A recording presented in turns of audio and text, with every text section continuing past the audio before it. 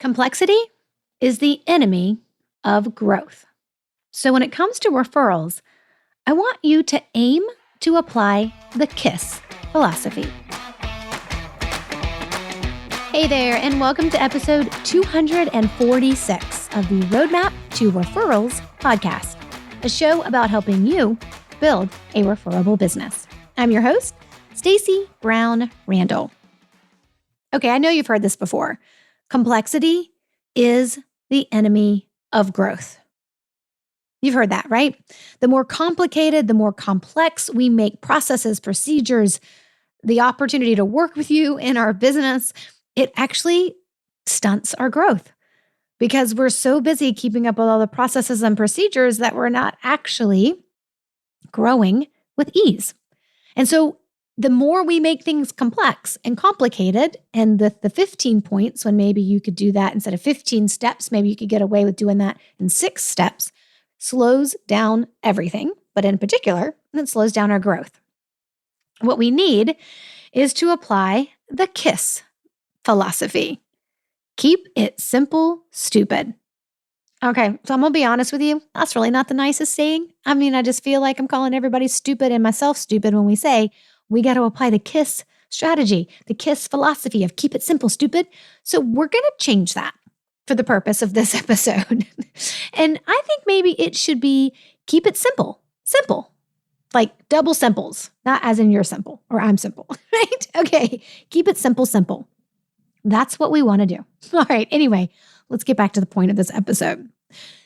Now, I'm about to sound like I'm going to contradict myself, but I want you to stay with me because I'm going to come back around to this concept of KISS. When people ask me about referrals and the different strategies or different ways or different things that they can do to generate referrals, I always tell them that I teach 18 different referral strategies as of right now. Whoa, as you can imagine, you may have just said it yourself, is the typical response.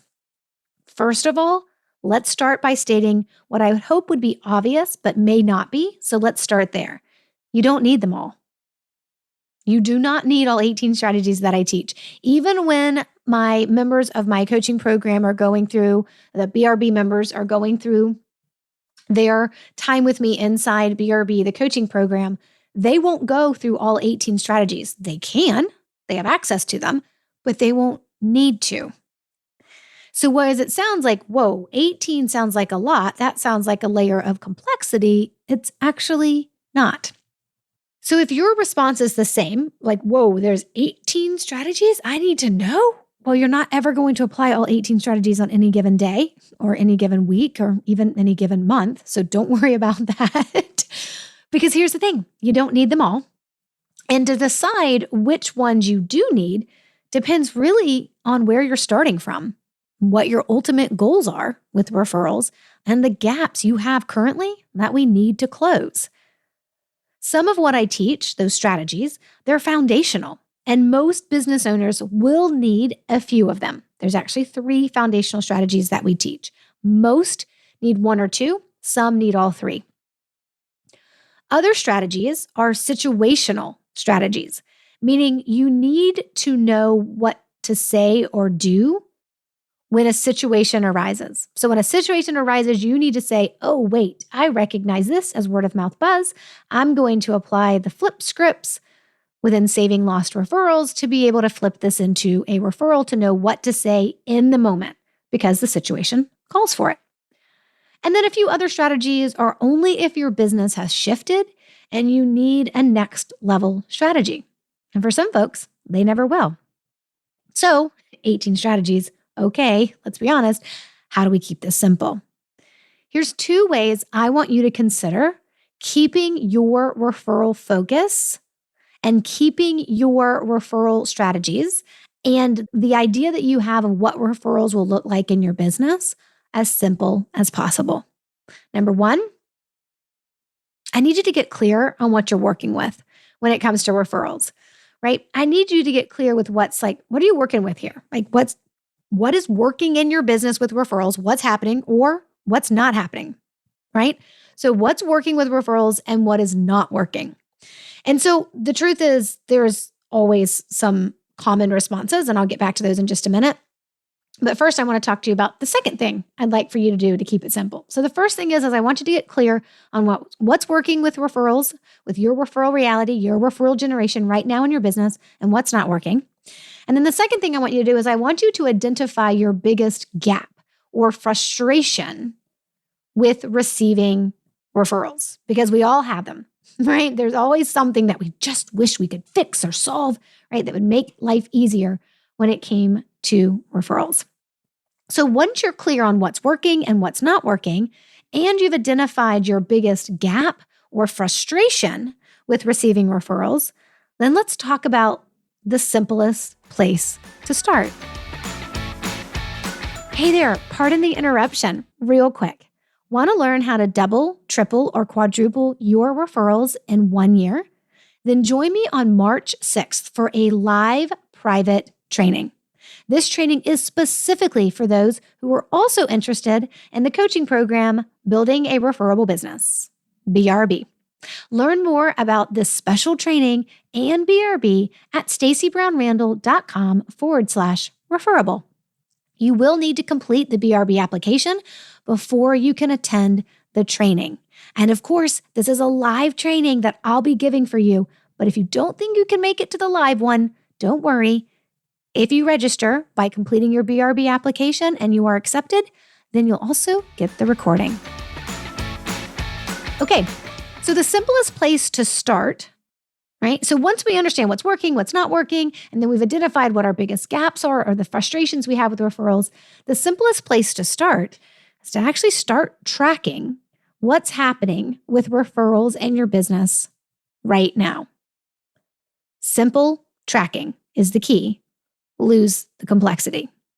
So when you think about what you're going to track, right? What does that ultimately look like for you? It's important for you to track the prospects that show up to have the potential to do business with you, right?